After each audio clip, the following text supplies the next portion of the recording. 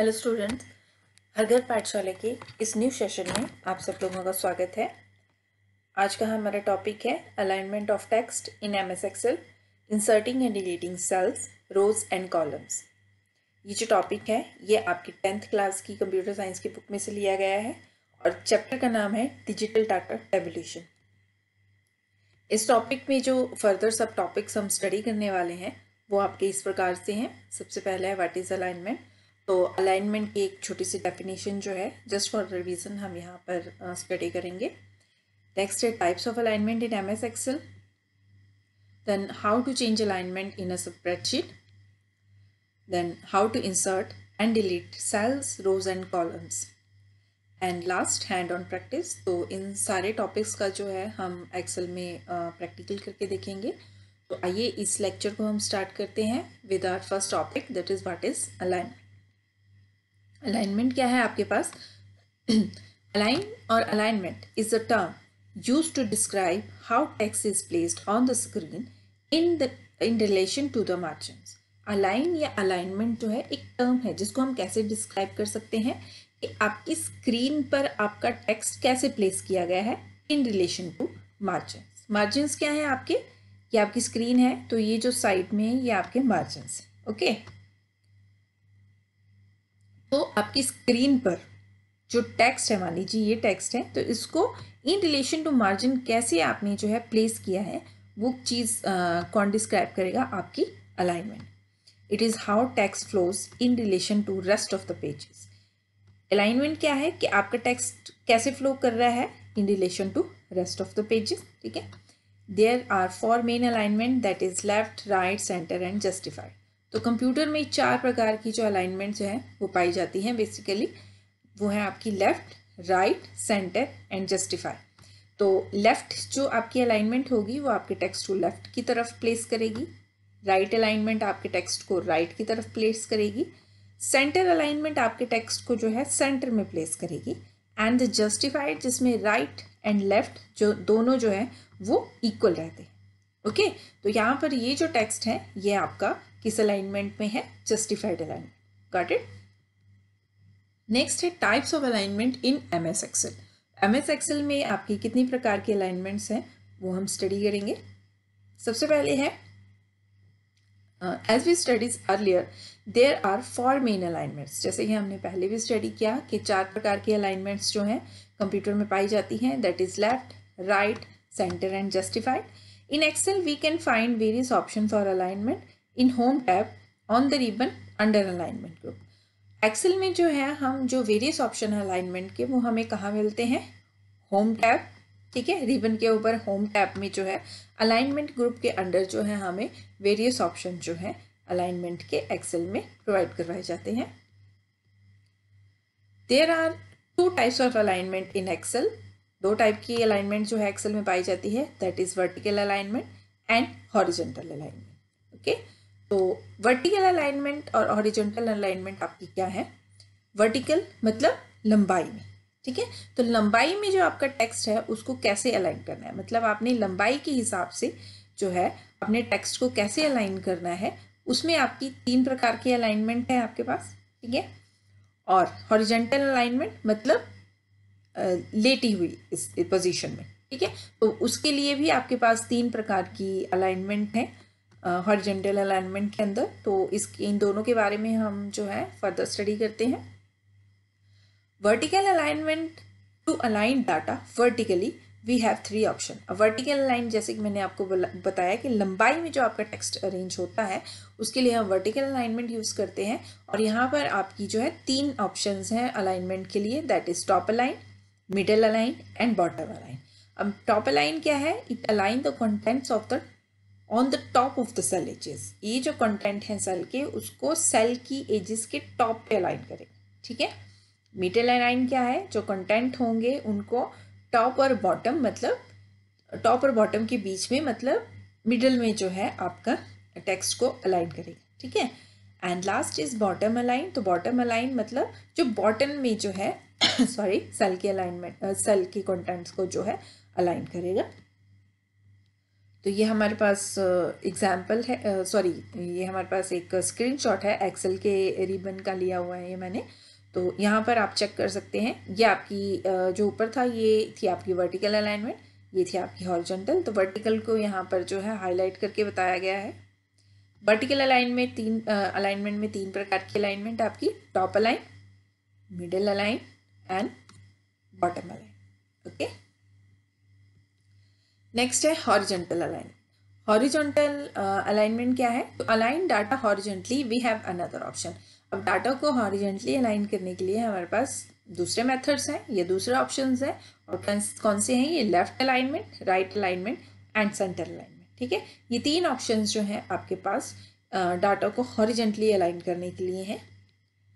तो ये आपके पास जो है ये वर्टिकल अलाइनमेंट थी आपकी, और ये आपके पास हॉरिजॉन्टल अलाइनमेंट है, that is left, right and centre. ठीक है, इसके साथ ही आपके पास दो ऑप्शन ये हैं, आप चेक कर सकते हैं। तो ये आपका इंक्रीज इंडेंट के लिए है, ये डिक्रीज इंडेंट के लिए है। तो इसका यूज जो है मैं जब आपको एक्सेल पे प्रैक्टिकल करके दिखाऊंगी तब बताऊंगी। Okay, by default Excel align numbers to the right and text to the left. By default जो है आपका एक्सेल जो है वो नंबर्स को राइट में अलाइन करता है एंड टेक्स्ट को लेफ्ट में अलाइन करता है। ओके,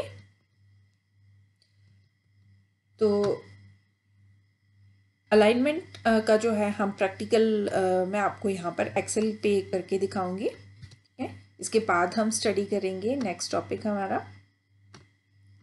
तो ये एक एक्सेल की जो है वर्कशीट मैंने यहाँ पर खोली हुई है। ठीक है, ये एक यहाँ पर जो है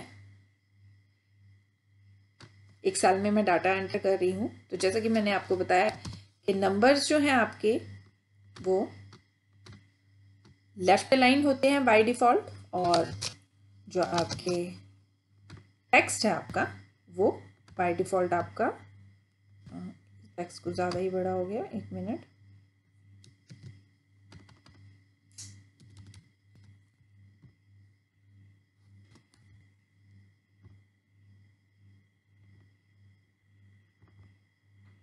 बेटा हम नई फाइल ले लेते हैं, शायद हैंग कर रहा है बार बार।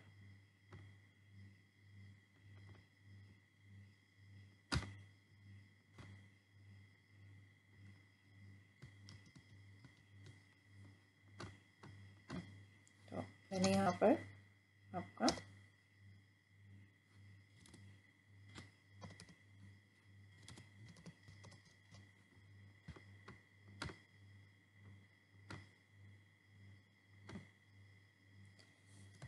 ये आपका टेक्स्ट है। ठीक है, तो बाय डिफ़ॉल्ट आपका टेक्स्ट जो है वो राइट में अलाइन होता है। शायद इस सेल में थोड़ी सी प्रॉब्लम है, मैंने थोड़ी देर पहले जो है यहाँ पर करके देखा था। तो हम एक नया सेल ले लेते हैं। ठीक है, तो इसमें आपके नंबर्स जो हैं बाय डिफ़ॉल्ट राइट में अलाइन होंगे, और आपका टेक्स्ट जो है बाय डिफ़ॉल्ट जो है आपका लेफ़्ट में अलाइन होगा। ओके, ये आपकी लेफ़्ट अलाइनमेंट है। तो जैसे कि मैंने आपको बताया कि अलाइनमेंट के ऑप्शंस जो हैं वो रिबन के ऊपर होम टैब के अंदर अलाइनमेंट ग्रुप में आपको मिलेंगे। ठीक है, तो ये आपके पास अलाइनमेंट ग्रुप है। यहाँ पर ये आपकी वर्टिकल अलाइनमेंट है जिसके अंदर आपको top align, middle align and bottom align मिलेगा। एंड ये हॉरिजॉन्टल अलाइनमेंट है जिसमें left, centre and right alignment मिलेगी। ठीक है, किसी भी इसकी अलाइनमेंट चेंज करने के लिए जो है आप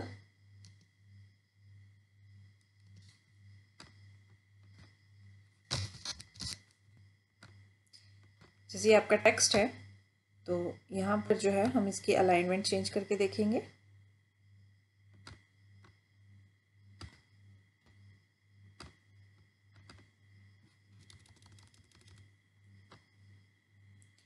सबसे पहले वर्टिकल अलाइनमेंट चेक करते हैं। ठीक है, वर्टिकल अलाइनमेंट में ये आपकी टॉप अलाइनमेंट है। तो इसको वर्टिकल अलाइनमेंट में टॉप अलाइनमेंट देने के लिए आपने सेल के कंटेंट को सिलेक्ट कर लेना है, मतलब सेल को सिलेक्ट कर लेना है। ठीक है, देन क्लिक ऑन टॉप।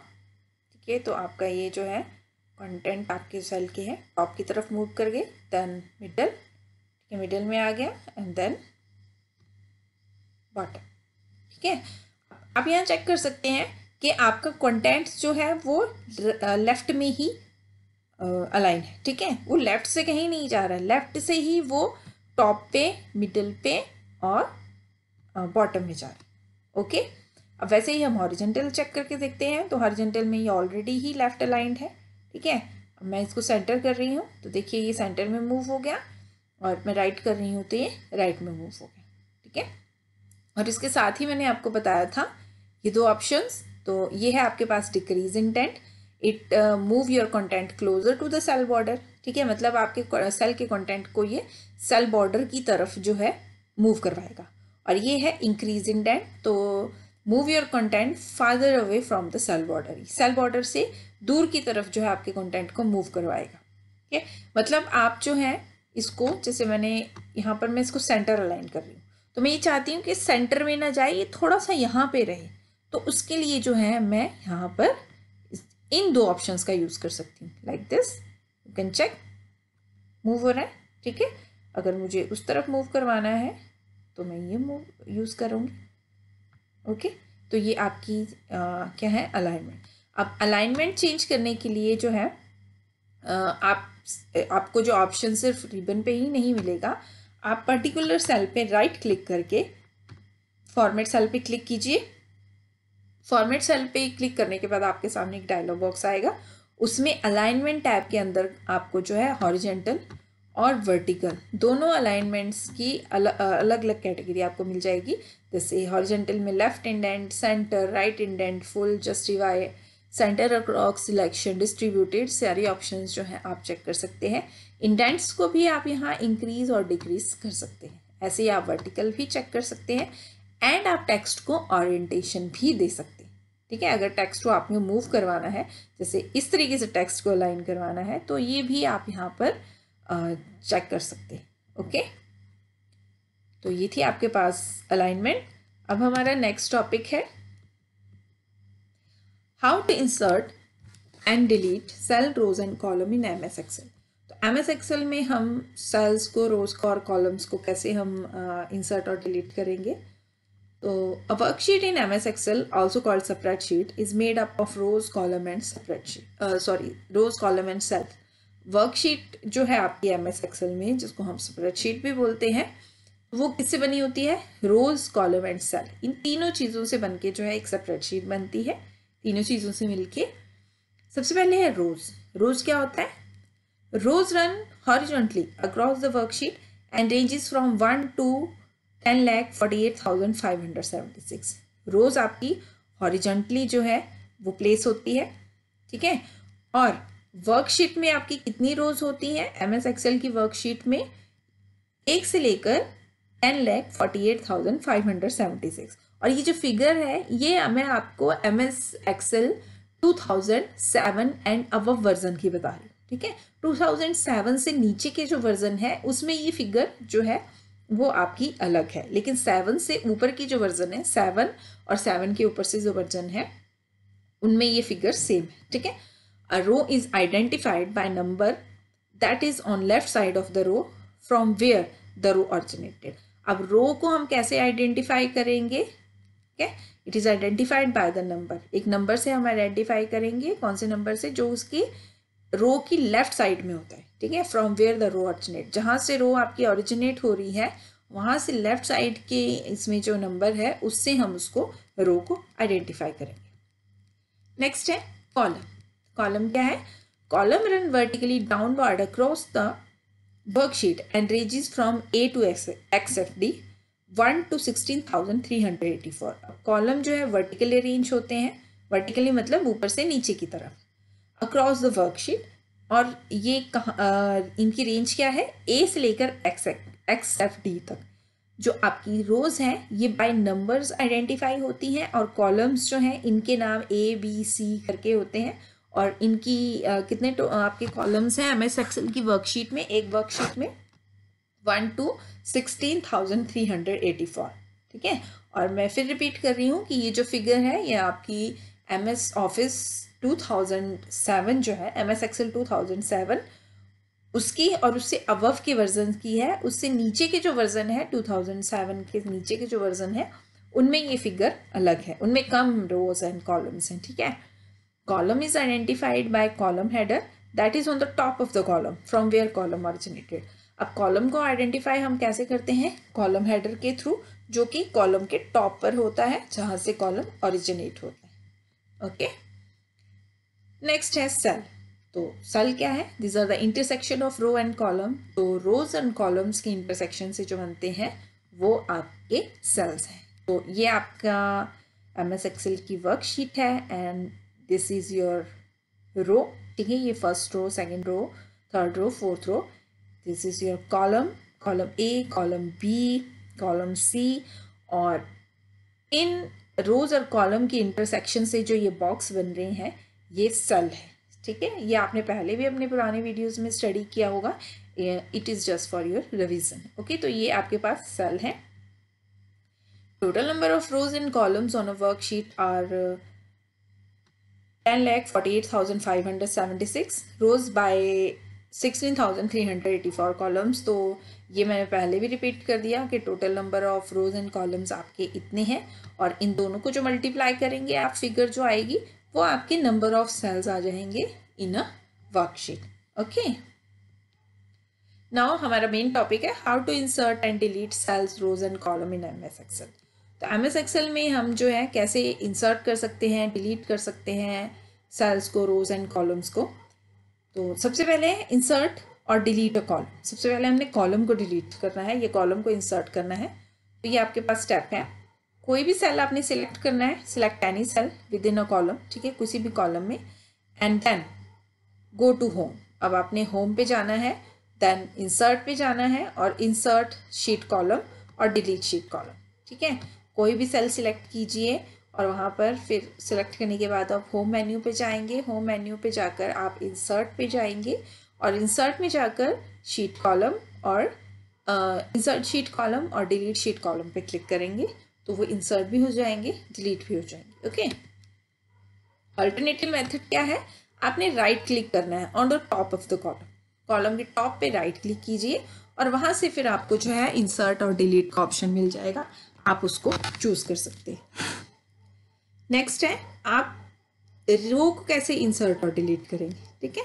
तो रो को इंसर्ट और डिलीट करने के लिए भी सेम मेथड है, आपने होम पे जाना है, देन इंसर्ट मेन्यू पे, और इंसर्ट शीट रोज या डिलीट शीट रोज पे, एंड द अल्टरनेटिव मेथड भी आपका यहाँ पर राइट क्लिक से ही आएगा। ओके, अब है डिलीटिंग रो और कॉलम। तो हमने अगर, एक मिनट, ये आपका इंसर्ट का था, ठीक है, डिलीट का अलग से है यहाँ पर थोड़ा सा। डिलीट अ रो और column work in similar way, ठीक है। तो डिलीटिंग के लिए मैंने आपको पहले भी मेथड बताया जब मैंने इंसर्ट के लिए बताया, तो यहाँ पर डिलीट के लिए जो है दोबारा से वही है। तो इसको हम जो है प्रैक्टिकल करके देखते हैं, ठीक है। The delete button has the drop down list just like the insert button does, ठीक है। अब डिलीट बटन जो है जब आप प्रेस करेंगे तो वहां पर एक ड्रॉप डाउन लिस्ट आएगी, जैसे आपकी इंसर्ट बटन में आती है, ठीक है। From it you can choose what you wanted to delete, cell, rows और कॉलम्स। अब उस ड्रॉप डाउन लिस्ट से जो है आप सेल, रोज और कॉलम्स को डिलीट कर सकते हैं, जो भी आप डिलीट करना चाहते हैं। However in step 1 you select what you want to delete, so that is not necessary in case, ठीक है। लेकिन स्टेप 1 में जो है, however in the step 1 you select what you want to delete, आप वहाँ पर जो है सिलेक्ट कर सकते हैं कि आप क्या डिलीट करना चाहते हैं। सो ये जो है इस केस में नेसेसरी नहीं है, आप एक सिंपल वे से भी जो है वहाँ पर डिलीशन कर सकते हैं। मतलब यहाँ पर इस जो पैराग्राफ का मतलब ये है कि जो स्टेप मैंने आपको पिछली स्लाइड में बताए, उन स्टेप से आप एक सिंपल वे से जो है किसी भी सेल को, किसी भी रो को, किसी भी कॉलम को डिलीट कर सकते हैं। ओके, तो इसका हम एक एक्सेल में प्रैक्टिकल करके देख लेते हैं, ठीक है। तो ये आपके पास एक्सेल की वर्कशीट मैंने ओपन कर ली है। ओके, डाटा क्लियर कर दिया मैंने। अब सबसे पहले जो है हम यहाँ पर रो को इंसर्ट करना सीखेंगे, ठीक है।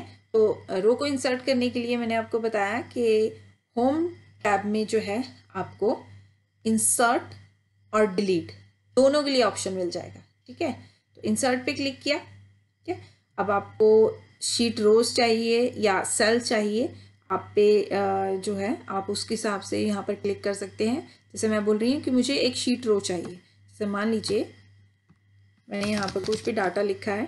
ठीक है, अब मुझे इसके ऊपर जो है एक शीट रो चाहिए कुछ और इंसर्ट करने के लिए, तो मैं इंसर्ट पे जाऊंगी and insert sheet row. You can see कि इसके ऊपर जो है एक रो जो है इंसर्ट हो चुकी है। ठीक है,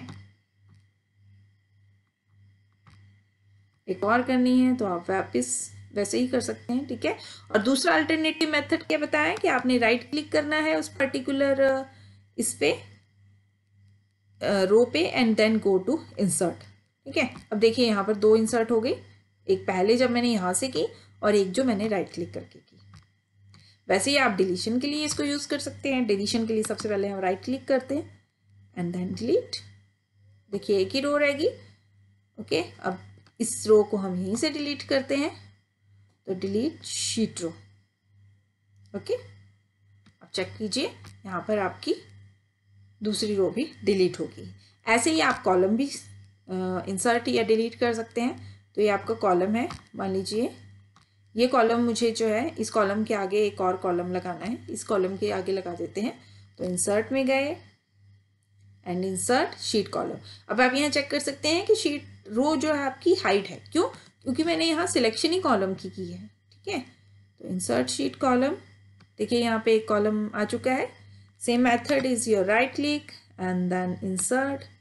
अब आप चेक कीजिए यहाँ पर एक और कॉलम आ गया and same for the deletion, ये डिलीट हो गया एंड ये डिलीट यहाँ से कर देते हैं हम। ओके, अब आपने अगर सेल करना है, ठीक है, तो सेल के लिए इंसर्ट सेल। ओके, अब आपको सेल किस तरफ चाहिए? अब आपसे यहाँ पर जो है एक डायलॉग बॉक्स आपको ये नज़र आ रहा होगा जिसमें शिफ्ट सेल राइट साइड चाहिए, शिफ्ट सेल डाउन चाहिए, एक इंटायर रो चाहिए, ये इंटायर कॉलम। तो यहाँ पर एक इंटायर रो इंटायर कॉलम आप यहाँ से भी सेल के थ्रू भी आप जो है उसको एंटर कर सकते हैं। ठीक है, तो मुझे शिफ्ट सेल डाउन चाहिए। अब चेक कीजिए एक सेल यहाँ पर जो है आपका आ गया। ठीक है, ऐसे ही आप इस सेल को डिलीट भी कर सकते हैं। Delete cell. अब शिफ्ट सेल अप चाहिए, शिफ्ट सेल लेफ्ट आपने ये करना है, इंटायर रो करनी है, इंटायर कॉलम डिलीट करना है, that is up to you. अब यहाँ से डिलीट हो चुके हैं। ठीक है, अब जैसे कि मैंने आपको बताया कि जो आपकी MS एक्सेल की वर्कशीट है उसमें आपके 1 से लेकर 10,000 फॉर फिगर 10,000 10,48,576 रोज थे एंड 16,384 कॉलम्स थे। तो जब हम नंबर ऑफ रोज या नंबर ऑफ कॉलम्स इसमें ऐड करते हैं, ठीक है, इस फिगर में जब हम ऐड कर रहे हैं इंसर्ट में जाकर, तो इस फिगर में कोई फर्क नहीं पड़ता है। ठीक है, ये फिगर उतनी की उतनी रहती है कि आप अगर ये सोचेंगे हम पूरी वर्कशीट में 10 अगर या मान लो 100 अगर हम और रोज ऐड कर रहे हैं, तो ऐसा नहीं है कि उसमें 100 प्लस होंगी। ठीक है, ये एक्सेल खुद ब खुद एडजस्ट करता है। 100 रोज यहाँ से अगर आपकी ऐड हो रही हैं तो नीचे से जो है आपकी लास्ट से जो है वो रिप्लेस भी हो रही हैं, ताकि ये फिगर जो है आपकी बराबर रहे। ओके, तो आई होप ये टॉपिक आपको थोड़ा समझ आ गया होगा। किसी भी प्रकार की अगर आपको क्वेरी है, किसी भी प्रकार का अगर आपको क्वेश्चन है, तो आप लोग मेरी ईमेल आईडी पे सेंड कर सकते हैं या इस वीडियो के अंडर जो कमेंट सेक्शन है उसमें भी सेंड कर सकते हैं। Okay, so thank you very much, have a nice day.